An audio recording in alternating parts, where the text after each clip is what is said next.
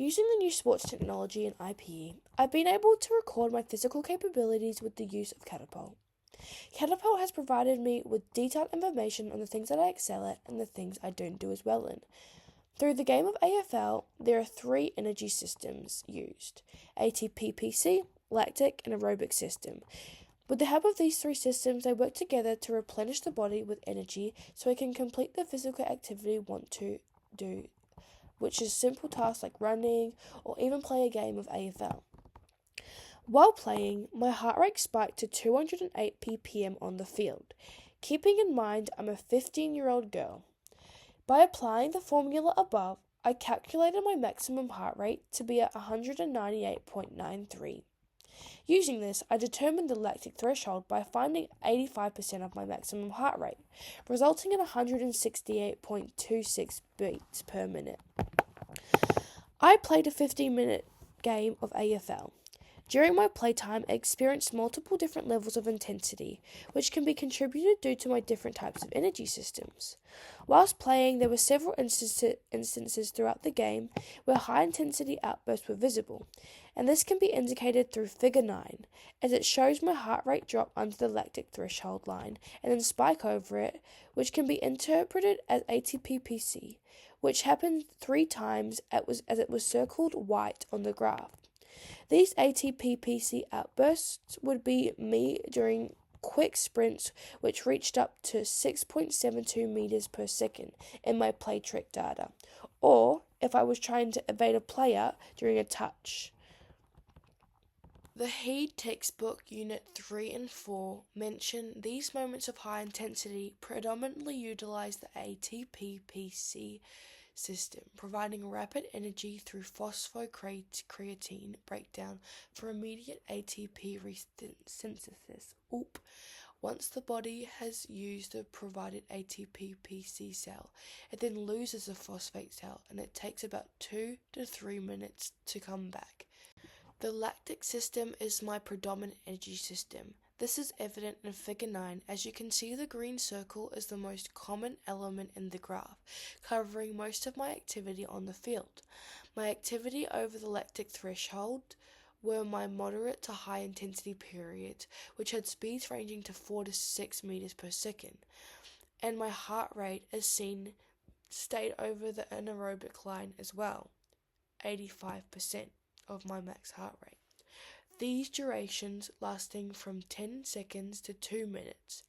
This system is the process of breaking down glycogen without oxygen, which presents via the lactic acid system. Moving on to the aerobic system, which uses oxygen to efficiently produce ATP for prolonged energy, includes periods like low intensity and recovery phases, which are evident in my speed graph, where my speed drops to 4 meters per second and heart rate decreases or stabilizes so that I can catch my breath after long or short periods of outbursts. This energy system is still a very common aspect, but it's not as common according to my graph than a system like lactic. Throughout my 15 minutes on the field, I utilized various energy systems to sustain my performance, with some being more active than others, especially the ATP-PC system accounted for 20%, the anaerobic glycogen system for 50%, and the aerobic system for the remaining 40%. The ATP system was primarily engaged in short, intense sprints, evident from quick speed surges, as my sprint distance in Figure 6 is 148.15 meters at a top speed of 6.72 meters per second. The anaerobic glycogen system played a crucial role in maintaining prolonged high-intensity efforts because I was able to recover my ATP system during on the field. On the other hand, the aerobic system's significant involvement was essential for overall performance upkeep, aiding in recovery during moderate intensity phases, and enabling continuous coverage over the 1.81 kilometers while playing.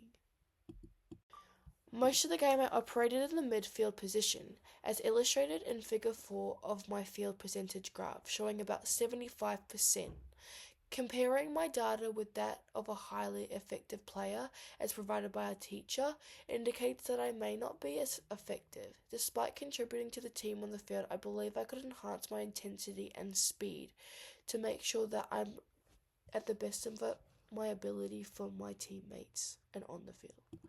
A potential outcome for me is I'm able to get a ball from a player with high speed and kick the ball accurately. Although this can't be proven through a graph, I do believe it's still a good factor to mention.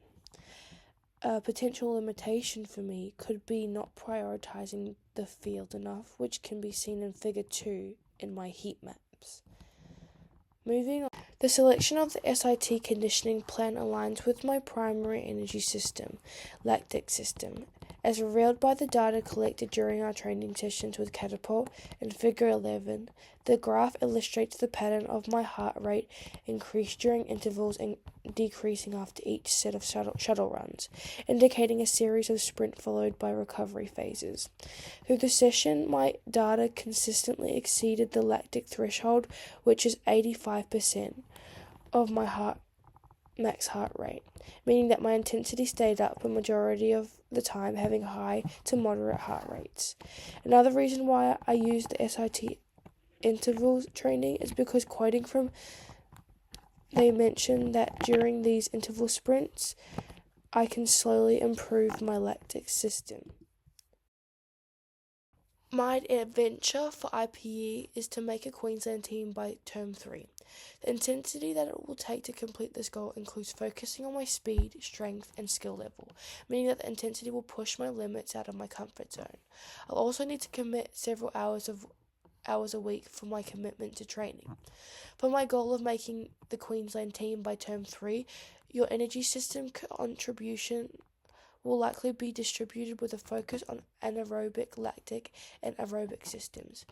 Approximately 40 to 50 of your energy will come from anaerobic lactic system, which supports high intensity efforts lasting 30 seconds to 2 minutes, such as sprints and intense drills. The aerobic system will contribute around 30 to 40% of the energy essential for maintaining endurance and facilitating recovery during prolonged training sessions. The anaerobic lactic system, responsible for short bursts of maximal effort, will contribute about 10 to 20. This distribution reflects the need for both high intensity and sustained performance capabilities in achieving the goal. Overall, it's important to understand how our body works and how it uses things to complete daily and fun tasks. Through this presentation, I've learned that lactic acid is my predominant energy system. I've been able to see how my body works and what I put to a team. Thank you very much.